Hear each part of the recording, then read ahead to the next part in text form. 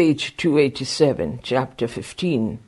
Theory after, quote, theory, unquote. Section, Legacies of Theory.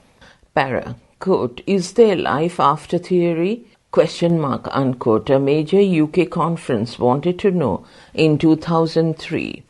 The book of the conference was called Life After Theory, E.D. Michael Payne, P-A-Y-N-A, and John Scad, S-C-H-A-D, Continuum, 2003, and it contains interviews with the major participants, Jacques Derrida, Frank Kermode, Toril Moy, and Christopher Norris. Interestingly, the title of the conference itself was a question.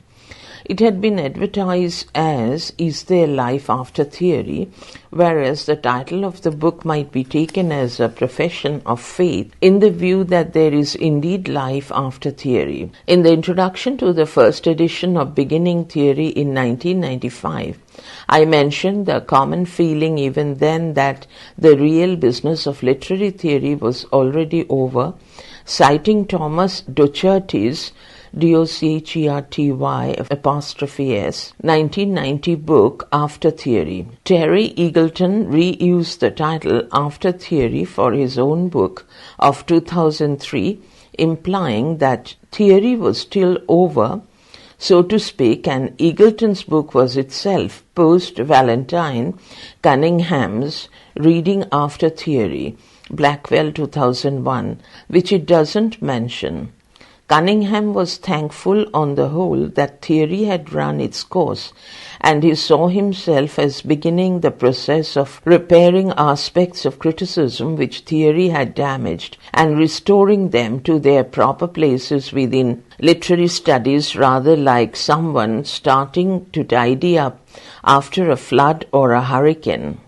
There have been other restorative books, restorative within quote, some with a more localized brief, such as David Scott Caston's Shakespeare After Theory, Routledge 1999. In this book, quote, After Theory, unquote, is understood to mean not the period after the passing away of theory, but, page 288, the period during which theory has ceased to be news. Theory is no longer newsworthy, it might be claimed, because there has been a general acceptance of many of its key ideas, so that its impact and charisma have been routinized within quote, to use the terms of the sociologist Max Weber. So it has ceased to have to assert its uniqueness and has passed into the general stream of ideas. This air of non-assertiveness indeed may be taken as typical of the general character of theory after quote theory unquote that is theory in the period when the preaching phase is over, precisely because so many of its ideas have become the common currency of the intellectual climate we now live in. Para. What are some of those ideas then which were fiercely resisted a quarter of a century ago but now seem commonplace and taken for granted? A rudimentary list would include such things as, firstly, our feeling that identity is as much a shifting as a fixed thing. Thus, to be British or gay or female or religious is not a matter of possessing some fixed entity or outlook which has always been the same. Rather, these are identities which are constantly prone to drifting in response to various currents which operate differently on different people. We might sum this up by saying that our notion of being after theory is that it always has significant elements of becoming within it. Secondly, our notion of the literary text after theory is likewise unstable, whether we are thinking of, quote, canonized, unquote, texts or not, for each text is subject to shifting perceptions of what it is, so it may have different identities for different groups and may exist in several differently edited and differently presented versions. Likewise, the text is always subject to different and possibly serial appropriations. Think of all the Shakespeares we have seen even in the recent lifetime of theory, such as the, quote, sexual dissidents, unquote, and, quote, post-colonial, unquote, Shakespeares of the cultural materialists of the 1980s, and the, quote, Catholic, unquote, and, quote, Republican, unquote, Shakespeares of the 1990s, to name but a few. Thirdly, we are aware of the instabilities of language itself and its capacity for slithering beyond the net of delineation and tight definition. This isn't just our very, W-A-R-Y, post-Freudian sense that slips, S-L-I-P-S, and slippage are part of the fabric of language itself. For we are also acutely aware of language's dream life, of metaphor and figuration, which can sometimes disrupt the most prosaic and instrumental of utterances. And finally, there is our sense of the pervasiveness, page 289, of theory itself, our realization that it isn't possible to opt out of the business of position taking because every stance is a viewpoint, so that all our assertions are improvisatory, contingent and provisional, like speculative checks drawn against the intellectual and cultural bank, so that we can never know for sure what deposits are in the account to back them up. Those four mindsets, I would say, that is, unstable identities, unstable texts, unstable linguistic structures, and uncertain truth banks, truth-banks, are what many of us have been left with, quote, after theory, unquote, stop. We don't sign up to these four as a set of beliefs almost by definition.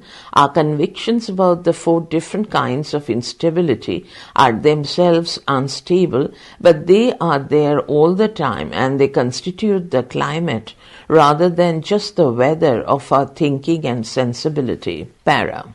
Four further general shifts or settlements within quote, in the intellectual landscape of theory itself ought to be mentioned. One general shift has been that theory has become less willing than hitherto to suspend disbelief in the face of vast and speculative intellectual claims, and more committed than it used to be to engaging with its material at an empirical level. Hence, findings are now more likely to be demonstrated, or at least more meticulously argued than before, rather than just being magisterially asserted.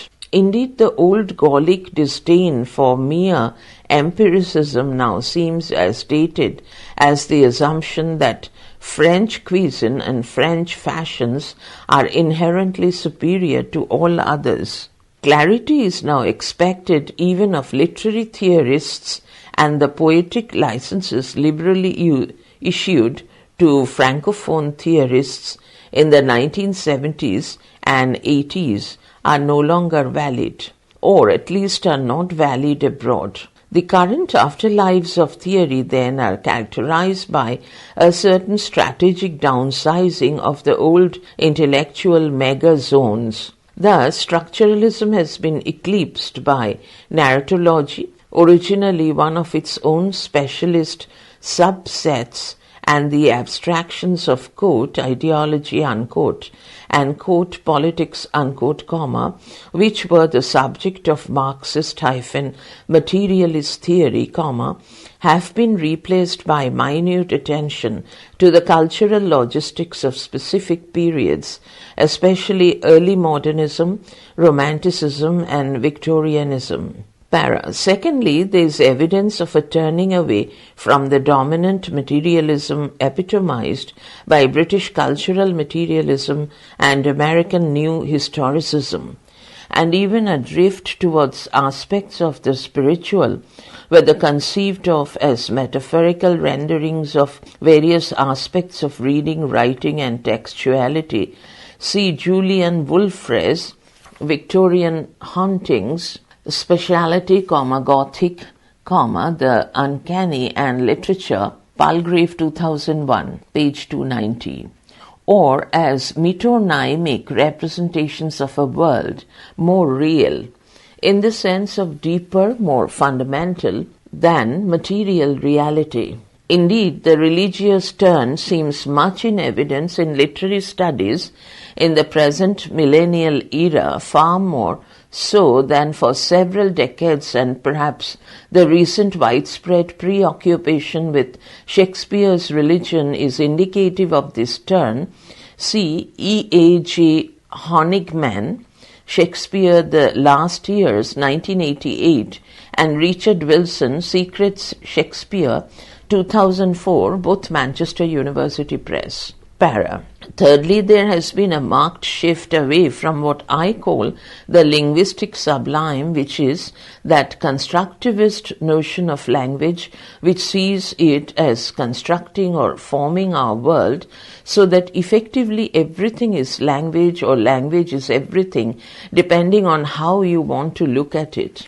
The theorist and philosopher Christopher Norris, born 1947, has long been a major force in confronting and dismantling the prestige of full-on linguistic constructivism. Norris is suspicious and more of the view that language speaks us rather than vice versa, a notion which he says, presumably with Heidegger and D-Man in mind, too easily allows us to deny responsibility for our own pronouncements. Norris has also vehemently attacked the anti-realists in philosophy, those who deny the existence of mind-independent reality and tend to see everything as mind-determined, and even the much-discussed third way between the realist and anti-realist poles he has tended to see as really just another form of the latter. Likewise, he has taken issue with the, quote, endless playful polysemic, Polysemic, interpretations, unquote, offered, in his view, quote, at the expense of systematic argument, unquote, in such theorists as Baudrillard, Fish, Rorty, R-O-R-T-Y, and Lyotard, seeing that kind of thing as typical of postmodernist relativism.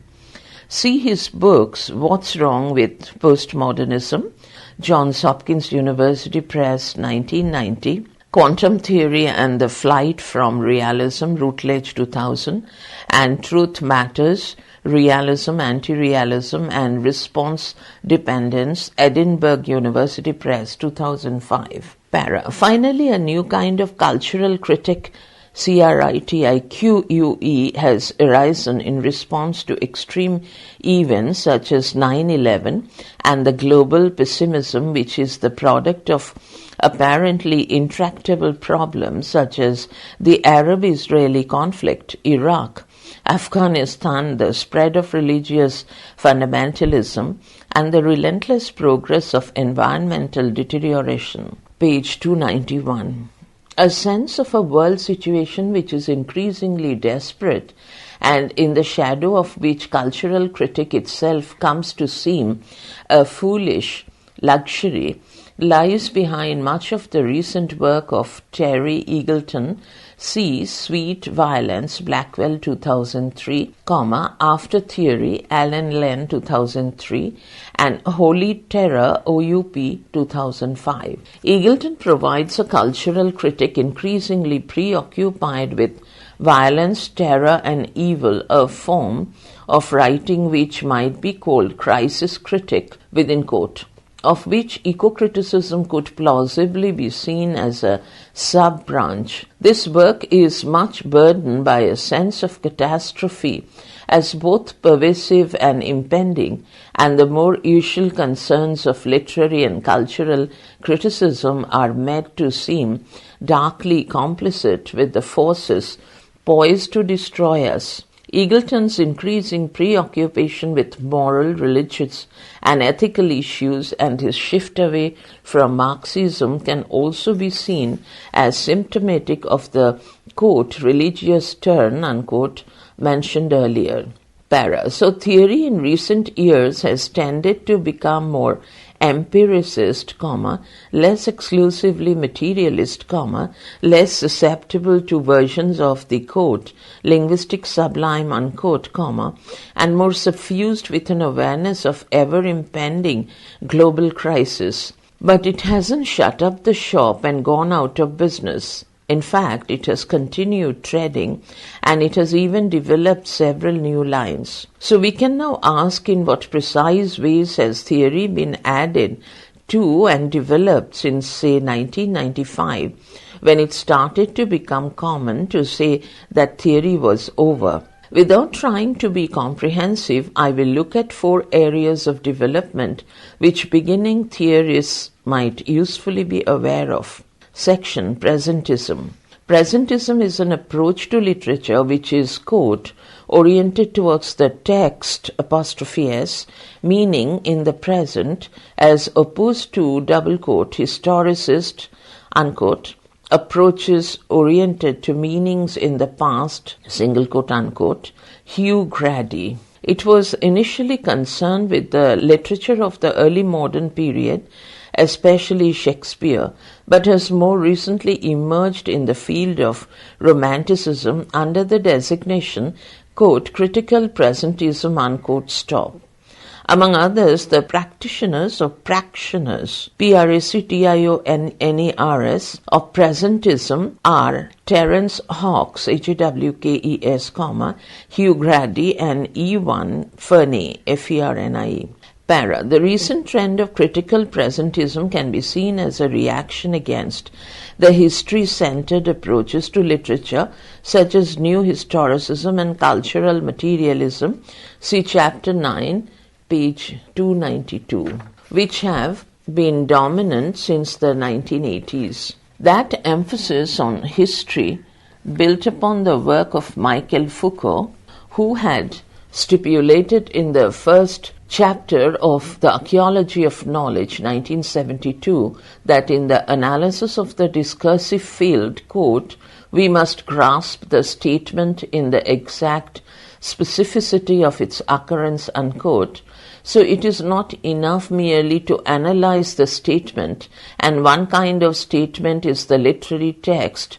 Rather, we must seek to place it within its laboriously rebuilt historical specificity. So we must determine its conditions of existence, fix at least its limits, establish its correlations with other statements that may be connected with it, and show what other forms of statements it excludes, unquote. That was the method of inquiry which Foucault advocated, and the implications for literary study are potentially devastating. Indeed, Foucault's own statement is, if you like, a historicist charter, and if we sign up to these rhetorical pronouncements, as so many did, we will be committed to a lifetime of never-ending historical archaeology. Historicism also built upon Raymond Williams's emphasis in Marxism and Literature, Oxford University Press, 1977, or understanding, quote, the whole lived social process, as practically organized by specific and dominant meanings, unquote, full stop. The intermediary use of words like specific, exact, and the whole in such proclamations drove many towards exhaustive historicist study, so that literary scholars became preoccupied by historical method. By the late 1990s, it seemed to be taken for granted that only an amateur reader of literature would deny that literature can best be understood through history. Para. That is the situation which presentism react against, full stop. Presentism is a term which goes back to the early 20th century. It originally denoted the naive tendency to read the past exclusively in terms of the present, taking the present day as the summit and culmination towards which the past has been striving. For a presentist in this naive sense, the past is only of interest when its concerns are seen as directly relevant to our own, so that we scan history for what is germane, Germane, to ourselves and discard the rest. Clearly, presentism would be a grievous fault in a historian, but what of the literary scholar? It could be argued that a literary scholar who isn't a presentist isn't really a literary scholar at all, since there could be no point in reading literature if it did not address our concerns today. Hence, since around the year 2000, we have seen the development of a group of literary scholars, page 293, who call themselves presentists, partly to indicate that they see their position as opposed to that of the historicists. Terence Hawkes is the leading practitioner of presentism, and his Routledge series, quote, Accents on Shakespeare, unquote, has been one of its major publishing outlets. Hawkes was also a major figure in the promulgation of literary theory back in the 1970s, when he was the general editor of Methuen's New Accent series, which did the essential work of popularizing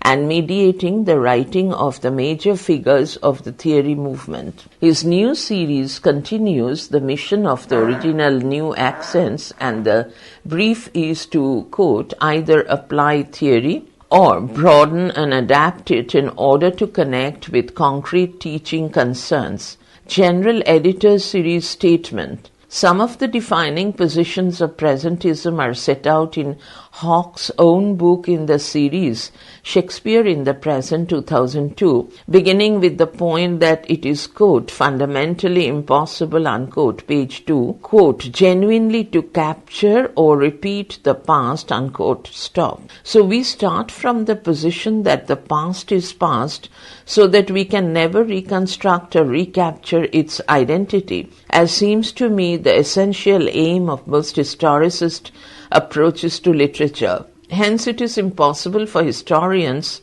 or literary scholars to, quote, make contact with a past unshaped by their own concerns, page 3, for Hawkes here quotes the view of the Italian critic and philosopher Benedetto Croce, 1866-1952, quote, all history is contemporary history, unquote.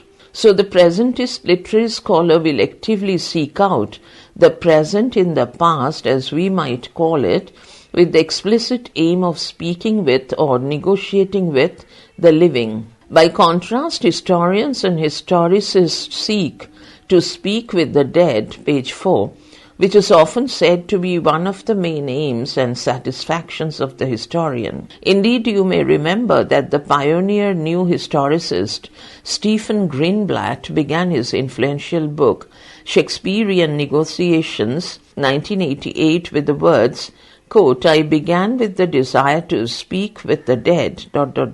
It was true that I could only hear my own voice, but my own voice was the voice of the dead, unquote, page 1. So a basic distinction between presentists and historicists would be that the former aim to speak primarily to the living and the latter to the dead, though both will realize that they are often in fact negotiating with themselves, as Greenblatt's opening statement seems to acknowledge. Para. The historicist's aim is essentially to study literature in the, quote, embeddedness, unquote, of its time and place. Foucault's, quote, the exact specificity of its occurrence, unquote, again, page 294. And this seems at first a logical and obvious way to approach literature. Presentism merely asks what the, quote, time and place, unquote, of, say, a Shakespeare play actually is, for, as Ewan Fernie says, quote, Shakespeare, in particular, is primarily a contemporary dramatist and writer, because he is currently taught, read and performed on a global scale unmatched by any other author, ... He is more embedded in our modern world than he ever was in the Renaissance, unquote. in his article Shakespeare and the Prospect of Presentism, page 175. It could be argued too that historicism is founded on a logical contradiction, for if identity really is historically constructed, then we can never step out of our own historically constructed identities to identify that of any other epoch. Hawkes also mentions two particular areas of presentist emphasis in Shakespeare studies. Firstly, the recent development of devolution in British politics, the establishment of separate parliaments or assemblies in Scotland, Wales and Northern Ireland in the late 1990s, and the consequent redefinition of what is meant by the United Kingdom. Hawkes's sense of the tensions and ambiguities within the British quote, union, unquote, especially since the devolution movement of the 1990s, informs his reading of Shakespeare's Cymbeline in chapter 4. It is entitled Aberdaugledyff, Aberdaugledyff, which is the Welsh name, literally the mouth of two streams, for the port of Milford Haven, an English port in Welsh, long of great strategic importance to the defense of, quote, the realm, unquote, a suitably vague term and featuring strongly in the play. In British history, the Welsh Tudors and the Scottish Stuarts accede in turn to the British throne, but with the national status of Ireland, Scotland and Welsh left somewhat ambiguous, are they nations in their own right or not? The project was to fuse Englishness, Welshness, Scottishness and Irishness into a single Britishness, but not by adopting a federal model. Hawkes reads Shakespeare's play in the knowledge that the two streams of Welshness and Englishness were never fused into one, and that present-day processes of devolution are increasingly causing them to diverge. Para. The second area of presentist emphasis in Shakespeare studies concerns a series of strategic reversals of established priorities or preferences, including, quote, apparently immutable conceptual hierarchies such as primary/secondary, past/present, page 4. For instance, the influence of Shakespeare on Marx and Freud will be seen as being, page 295, just as interesting and important as Marxist and Freudian readings of Shakespeare, and the, quote, performance, unquote, of a Shakespeare play will be taken to be as important as its reference. That is, what it does is as important as what it says.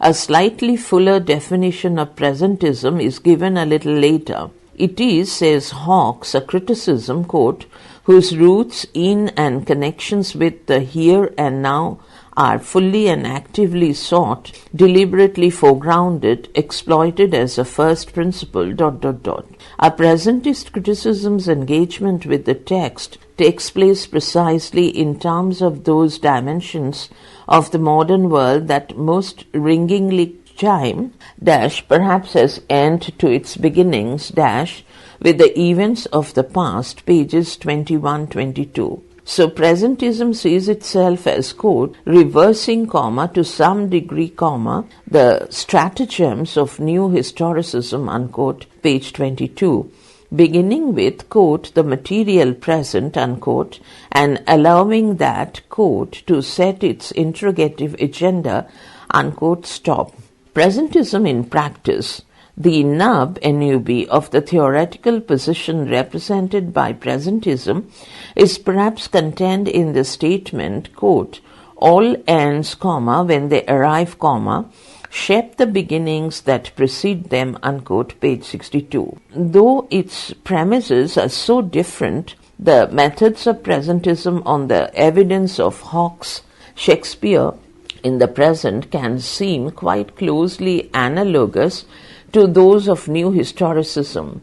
The essays tend to begin with a vivid cultural snapshot, rather like the new historical anecdote, see Chapter 9, but the snapshot is taken from the present or the near present. Thus, Hawkes's Hamlet essay, The Old Bill, sees Hamlet as a play about policing, investigating, gleaning, for many of the characters in the play are constantly both under surveillance and on the watch. Quote, the old bill, unquote, is British slang for the police. The snapshot at the start concerns the fact that in Berlin in 1945, the American occupation forces imposed a list of approved and non-approved drama, with Hamlet on the former list because of its treatment of corruption and justice, while Julius Caesar and Coriolanus, Crialanus, were on the latter because they allegedly glorify dictatorship. Thus, the play itself becomes an element in the process of surveillance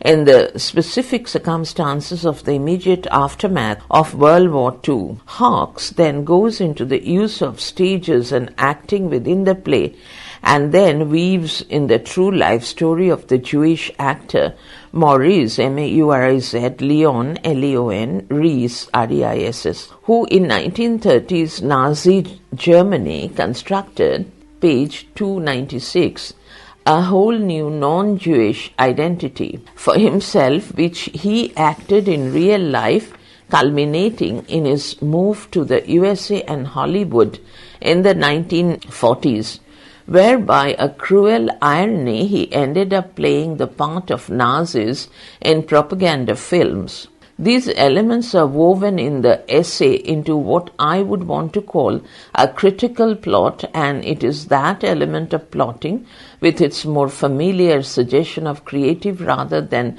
critical writing, which I would see as a characteristic element of presentist writing.